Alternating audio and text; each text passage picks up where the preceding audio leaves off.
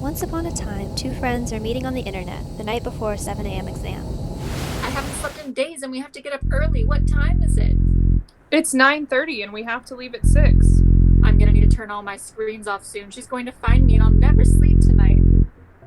Wait, what? It appears you just can't get enough of me today. I've been with you since you woke up. I came in your windows. I've been in your room all night. And now I'm gonna take away your dreams. Okay, I kicked her out of our meeting. What just happened? Once you see her, you can't unsee her. It's like she's there all the time, but since you've seen her, you'll know she's there and she'll keep showing up. I know it's late, but I think I need to talk to you about the dangers of blue light at night. I took fundamentals of neuroscience last semester, so I'll explain the whole thing. Who is this blue light that invaded the screen, and why is she so dangerous at night? Blue light itself is not intrinsically good or bad, it's just a wavelength of light. The reason it is blue light and not yellow light or red light is because of its frequency. Light has a dual nature. Light behaves like a particle, called a photon, and light behaves like a wave of electromagnetic radiation. The color of the wave depends on the frequency of the wave.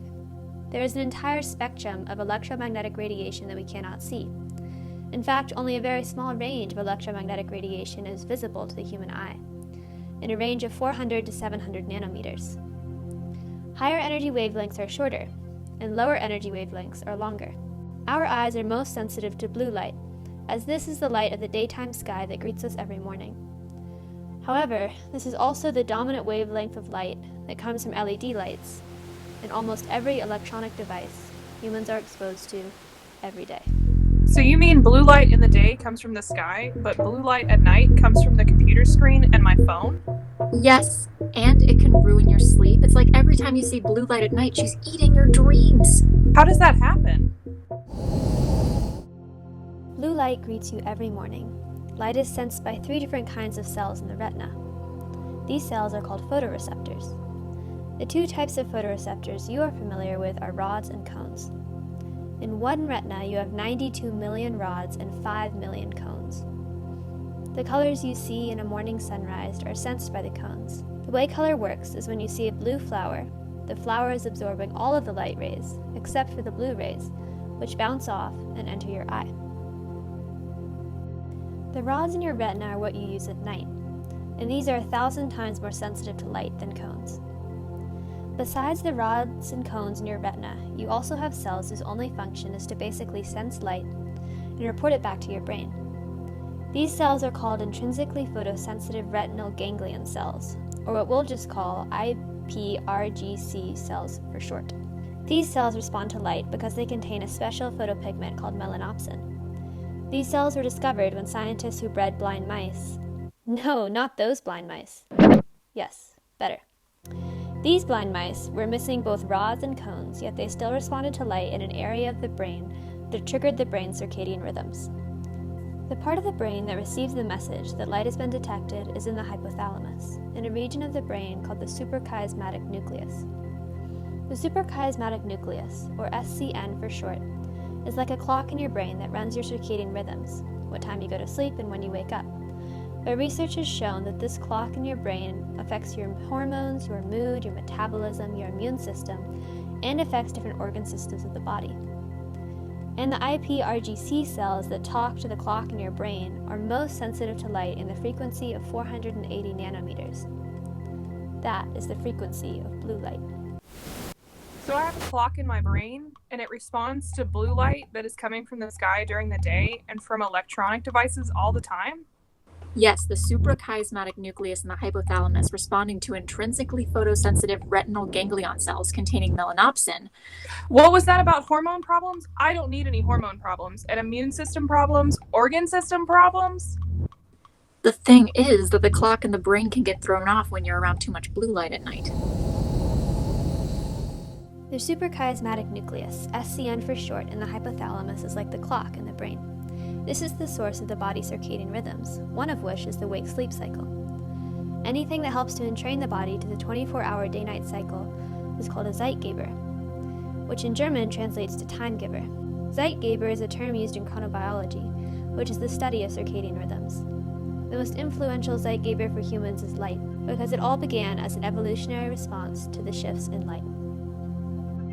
The melanopsin in the photosensitive IPRCG cells in the eye senses light.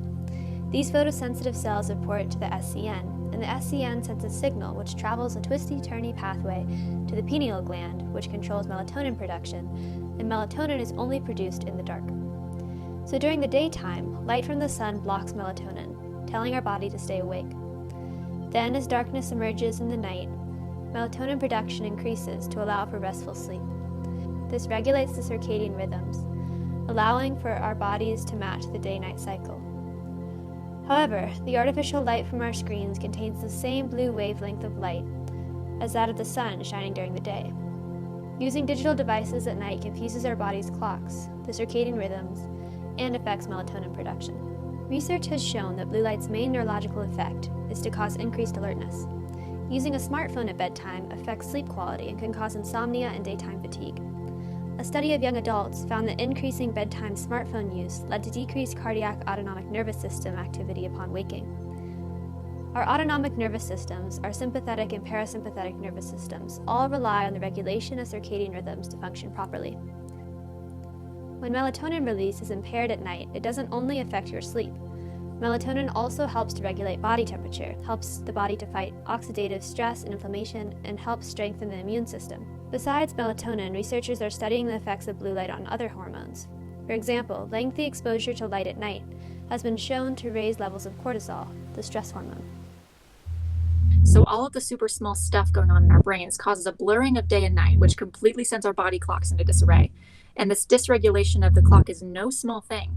There was this one scientific study that showed how late night digital use has been linked to diminished work engagement. I can't believe this. How can this be so? When we use our computers at night, the blue light emission tells our brain that it is daytime, and we end up losing a lot of much needed sleep. This is why blue light has such a large impact on us. But wait, what's so bad about a little less sleep? At least we are coming prepared for class tomorrow.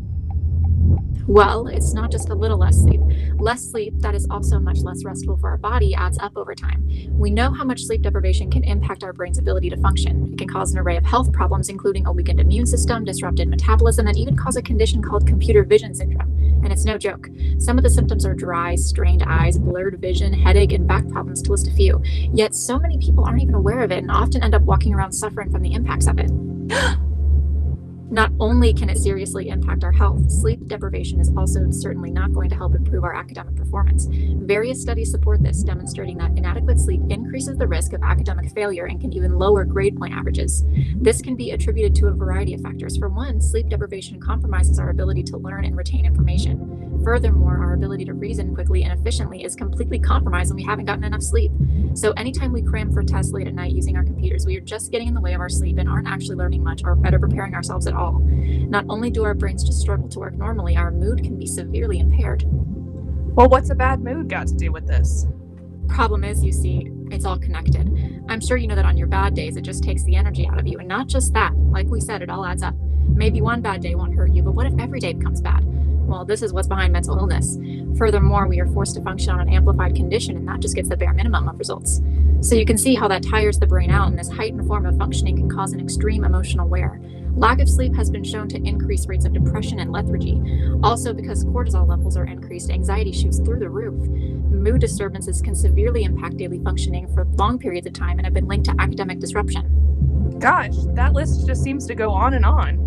Unfortunately, yes. Sleep is extremely important for all of our body's functioning. So you can see, using our computers at night to cram in is certainly not going to improve our performance tomorrow. That is just so terrible. How can I prevent the negative effects of blue light from happening to me? Most importantly, you should unplug from your screens at least 30 minutes before bedtime to give yourself time to wind down before bed. To arm yourself against blue light, you could also try blue light glasses to help block blue light at night. I've never heard of blue light glasses. What are they and how do they work? Blue light filtering glasses allow longer light wavelengths to reach the eye, reflecting the shorter blue wavelengths away from the eye. Blue light filtering glasses with high filtration rates should only be used a few hours before bedtime, since blue light exposure during the daytime is important for healthy circadian rhythms. The average blue light glasses sold on the market only filter 10 to 15% of blue light. While these are fine for daytime screen usage, although not needed, blue light filtering glasses for evening use should filter 90% of blue light or above. These glasses are yellow or amber in color, not your typical glasses. The distorted color reflects blue wavelengths away from the eye. This need for protection from blue light is heightened by the eye's increased sensitivity to light in the evening hours, as the sun goes down and your eyes shift from mainly using cones to utilizing more rods. The benefits of blue light glasses are especially relevant for college students and the increasing use of technology by all age groups. However, while there are several studies touting the health benefits of blue light blocking glasses, most of these studies are funded by the companies who are manufacturing them. It may be some time before further research helps to prove that these glasses indeed reduce the harmful effects of blue light at night. Blue light is needed for good health. It boosts alertness, improves memory and cognitive function, and elevates mood. It regulates circadian rhythm, the body's natural wake and sleep cycles. Exposure to blue light during daytime hours helps maintain a healthful circadian rhythm. Filmmakers are not responsible for any health outcomes as a result of viewing this film. I'd just like to point out that I am necessary for good health. I boost alertness, help memory and cognitive function, and elevate mood. I regulate circadian rhythm. I am even used as therapy for disruptive conditions like seasonal depression. In times of the year when there is less daylight, being exposed to me more often in the morning helps to improve symptoms of depression. She's right, but tonight it's a different story. Right. Well, it's time to turn off those screens and go release some melatonin. I guess I'll see you in the morning. Not if I see you first.